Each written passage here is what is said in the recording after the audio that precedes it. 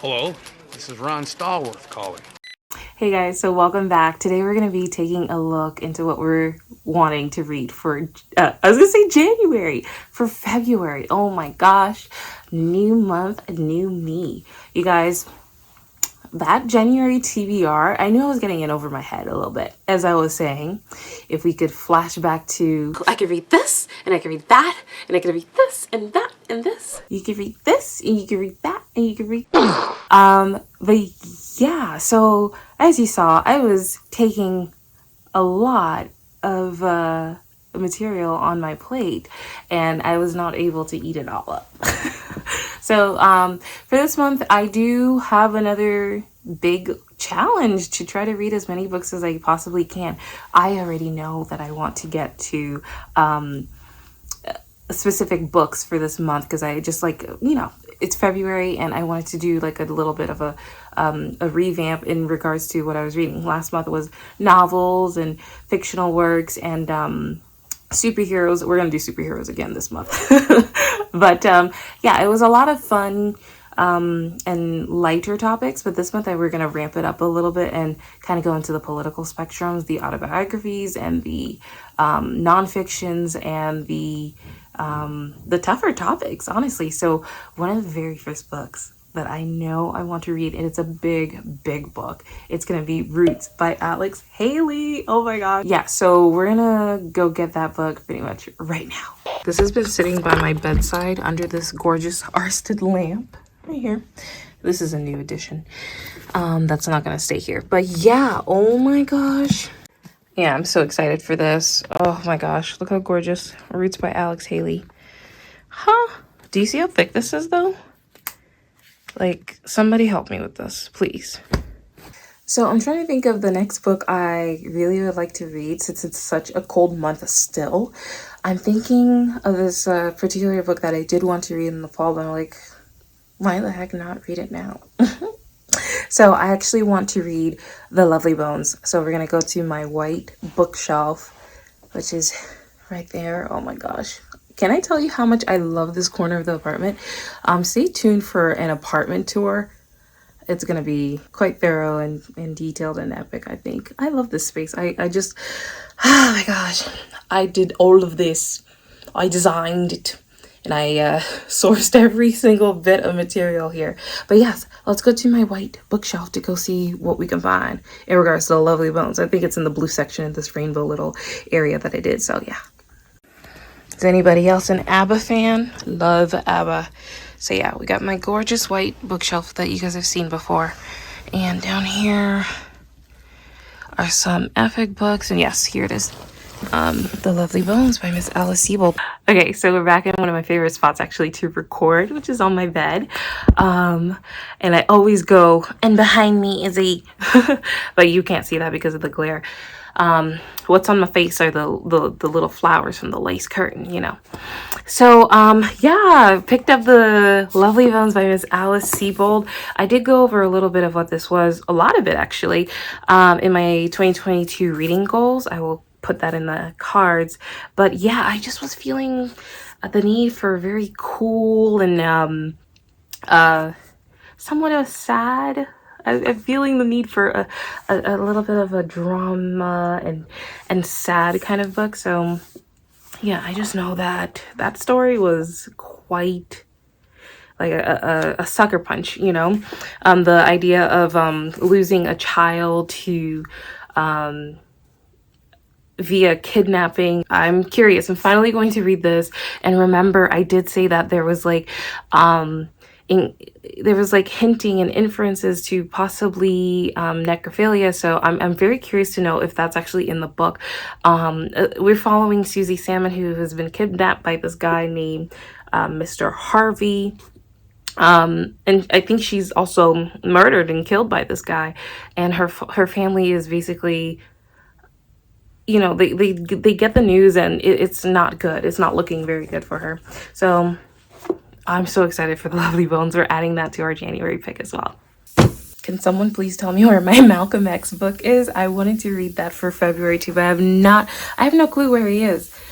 Oh God, you guys, I mean, I know where the books are, the ones that are on the shelf, but I'm like, dang it.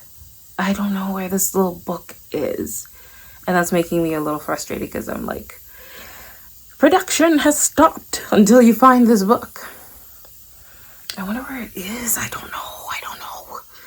Maybe it might be in the stack of books that might be like next to my bed. We could look there. Oh God. Let's go hunting.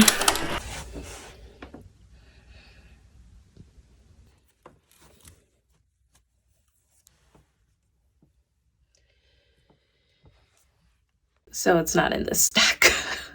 And of course, I'm not going to show you guys what the stack is because that's for like a future book haul. We have an array of books over here that I'm so excited to pretty much let you guys know what it is and then bring them into the bookshelf if they can even fit. Okay, so I found it. Thank goodness I found it. It's next to my bed and I found it. This Malcolm X book. Oh my gosh, I'm like losing it. Here it is. So we have the autobiography of Malcolm X as told by oh my gosh. And I knew this, but like, oh my gosh, serendipity. As told by who? As told by who? By whom? Somebody help me. Is it whom? Look. And without further ado, I will go right into it. The billed subject that I'm here for is the story behind the story of Malcolm X. Okay, sorry for the hissing sound. That's the radiator. It's basically my life force right now, keeping me from freezing to death. Okay, so we have the autobiography of Malcolm X as told to Alex Haley. Oh my goodness. So Spike Lee, we all know who that is. Are you sure you don't know who he is? Maybe. He's a director. He predominantly does like black culture type of films. He's epic. He's pretty epic. And I've enjoyed his stories. I don't know if he's controversial or anything like that, but I have liked Spike Lee's movies that I can remember. But yes, yeah, he's really good. So Spike Lee says the most important book I'll ever read. Okay. It changed the way I thought. It changed the way I acted. It has given me courage that I didn't know I had inside me. I am one of hundreds of thousands whose life was changed for the better. I'm not sure who Atala Shabazz is. It could be a Black Panther. I don't know. Oh, this is going to be... Of course, I knew this when I picked it up, but... Oh, look at this. This is going to be so tiny. And it's another kind of thick one. I really am going to dedicate, I'm trying to really put myself, like hold myself accountable and just, really read these. So I just have just a few reads. It's gonna be okay. I'm gonna be okay. But today, the hair really is bothering me. It feels like Zuko's hair today. But anyway, yeah, so one of the things that I really just was like, especially for the civil rights during that era in the 60s for North America, United States, the way some of these activists and men died is just absolutely atrocious, horrible ends. I do know that Malcolm X was killed in such a brutal and severe way, like being gunned down like an animal, like life is not even there. There's no sanctity of life for anybody who shoots somebody like that. But yeah, I really am excited to read this because yeah, I think a lot of people usually gravitate towards Martin Luther King, he's incredible. He is just, there's not much to say about his legacy, obviously, but yeah, I really would like to know more about Malcolm X. I do know, I think it was my sister who was telling me this, the one who's in the middle. She was saying that, and I did read it somewhere else there too, but Malcolm X, he took it upon himself during his time in jail to read the dictionary, and he became so eloquent and verbose and just prolifically well, I don't want to say versed, but he's a great orator, so beautiful, beautiful soul, beautiful voice. And of course, he is somebody who has impacted culture decades after he's gone. So I can't tell you how thrilled I am to get into this. And it's incredible because it's like, bruh, Roots by Alex Haley, and then we have something as told to Alex Haley. So I'm so excited. I have like some really epic. I cannot wait. I cannot wait. I'm going to start tonight. I keep tonight. I'm going to start tonight. So excited. And I think it's kind of funny actually that I'm sitting right here letting you know about some of these books. So I just added that one. I'm just gonna throw it over there for that effect of packing on my books. The next thing that I do want to read for this coming month, it is the month of love. Venus will be blooming. I have no clue. I don't know anything about astrology or anything like that, but it's right behind me. This little baby right here. I'm like, oh, this is perfect. I'm sitting in the right space. I want to get into a Shakespearean play. So let's grab that right there. Whew. Okay, so we have William Shakespeare. So we're going to be doing the tragedy of Romeo and Juliet. I don't know if that's the official. Oh my god, look how decadent this is. Look how decadent that is. It's so beautiful. It says a W and the S is all intertwined within the W. Here's a better look at it like that. Oh my god, it's beautiful. Absolutely beautiful. So I'm so glad I treated myself to this.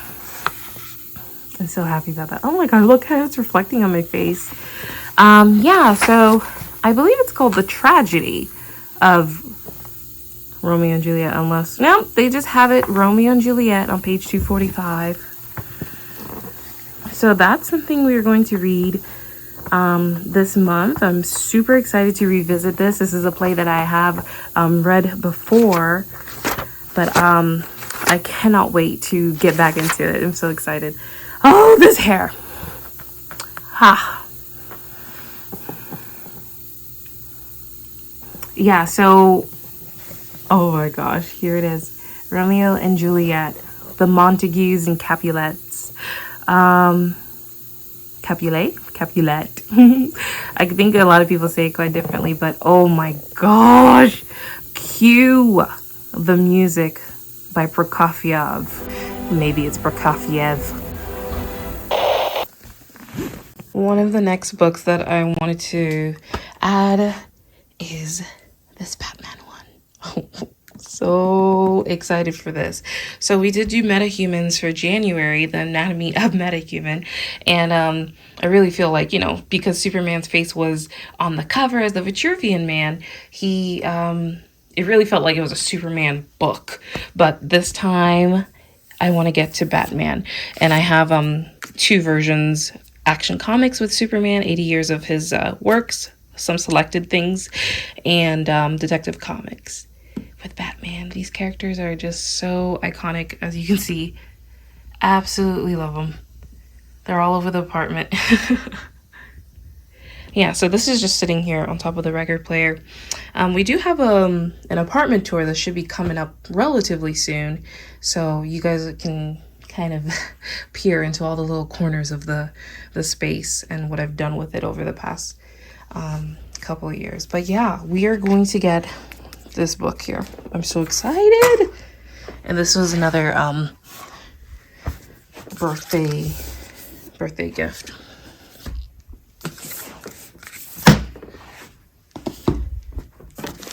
So we are going to grab this and add it to the pile. I'm a huge Batman fan. I'm a huge DC fan. Come on. Yeep. Okay, I think it's time to go make some tea or something. Just get some water. I don't know. I'm feeling actually quite dehydrated, and I'm in need of some fluids right now. Like, I probably need a saline IV type of drip right now because I don't know what it is, but today my water intake or my fluid intake has not been that high. I just feeling a little parched, parched. So yes, let's go make ourselves a little cup of tea.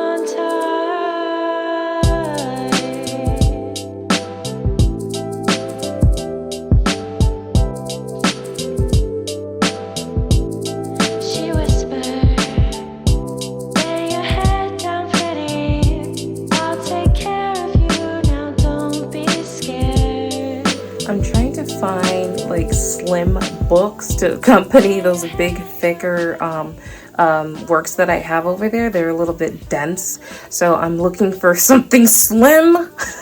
And I don't see anything in my shelves. The only one that I did end up seeing was it Virginia Woolf, A Room of One's Own. But I don't know if I want to pick up something like that right now, so I don't know. So just to recap a little bit of the books that we just chose, we have The Lovely Bones by Miss Alice Sebold. Super excited about that. The autobiography of Malcolm X. I'm sure this is going to be extremely sad and extremely painful, and I feel like I'm going to absorb this pretty well. I absolutely love books like this. Autobiographies are amazing, especially, you know, just nonfiction works. I think that's honestly one of my favorite kind of things that are like reality based and more so like of the real world. I absolutely enjoy fiction things too, but it's just like, oh, my ears will be more like hyper tuned or hyper focused to things that actually happen, things that, you know, truly did happen. Yeah, so I cannot wait for this. I'm going to start this tonight. I need to get it right into it. William Shakespeare, so incredible. Again, this gorgeous little collection here. We're going to be doing Romeo and Juliet in honor of the coming month. Of course, this is a tragedy, but I think a lot of love stories are tragedies, especially when you're talking about written works. We can name hundreds upon thousands of books that deal with star-crossed lovers who end up dead. Like she's laughing at death. But yes, you know what I'm saying. It's like that's a common theme and common approach, I guess, in a lot of beautiful and iconic and classic works. Roots by Alex Haley. I feel like this book is really, from what I recall, it really just helped to introduce Americans and, you know, practically the whole world to the brutality of slavery, the harshness and just the injustice of what slavery was. Again, there is an incredible, I believe, 1970s film that just kind of goes into the details with this book, and it is absolutely well acted and well done, and just one of those, like, you know, national treasure type of films, like iconic and goes down in history, you know. So Roots by Alex Haley. I'm so excited to get into this.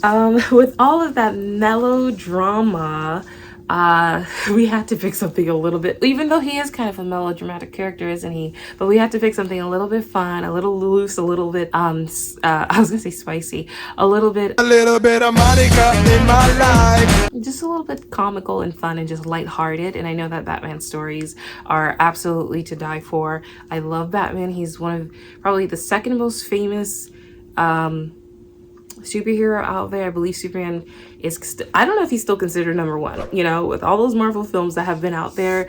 They have really marked their presence around the world, but for sure Superman has been iconic for forever, and so has Batman, and I know that they're very, very popular. So I'm excited to get started into this Detective Comics 80 Years of Batman, and it's just a bunch of different little, you know, comics in here. So I'm so excited to start this. I do have a couple other books that are for other videos that will be read for February, so you'll have to stay tuned for that. So I was actually looking for like a little thinner book. We found something by, I think it's, yeah, Virginia Woolf, and I just don't know if I want to get into that, honestly. And then I was looking at S.E. Hinton's, I think that's his name or her name, oh, I don't know, The Outsiders, okay, that classic story that you read in, you know, your younger years of school. And I was asking my sister, I'm always talking to my sisters, aren't I? Yeah, if she felt like it was a good book to read around these times. But she's like, oh no, it's more so of a summer book, inching towards fall. So I'm like, we'll put that to the side. So yeah, I'm looking at this book that I have planned for a Gilmore Girls vlog, a concentrated vlog, and I'm not gonna say what it is. You'll have to wait to see the video. But yeah, so excited to kind of do that. Some of these books here will be, I'm gonna try to do a 3-day reading challenge. So really like like do a boom, boom, you know, a sucker punch, not sucker punch, a knockout to really just get most of the reading done in a matter of a few days, because I have some thick babies here. They are a lot, and I hope I can do them all again. We are leaving The Sun Is Also a Star and The Giver for the next time. I just wanted to quickly comment on my little hoodie before I sign out. This is a P3 hoodie that I just absolutely love. It's from the show Charmed. You guys know I'm obsessed with that show. Absolutely obsessed. I have the 3 girls in my freaking bookcase cabinet. But yeah, you guys, let's bench press with these. Huh? We have so many books and so little time. So thank you so much for watching, and I will see you in my very next video.